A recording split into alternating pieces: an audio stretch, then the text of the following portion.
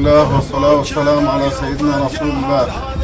تم اليوم اجتماع قبيلة الطيب بالنسبة للمستجدات الأخيرة التي طرأت على الساحة، وهذا اجتماع مصغر، وبعد 48 ساعة سيتم اجتماع آخر يحضر فيه جميع ممثلين القبيلة، والله ولي التوفيق.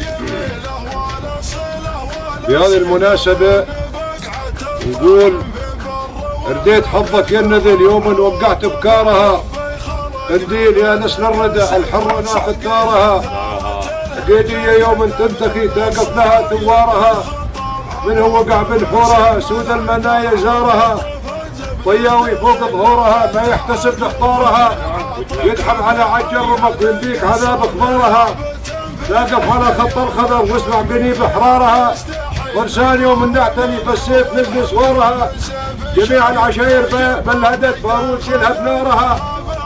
واحنا نقول عقيدية لا تحزنين، مجبورين احنا نجيك، احنا لعنقنا نارها واحنا نعطيها الدبيج. الله اكبر.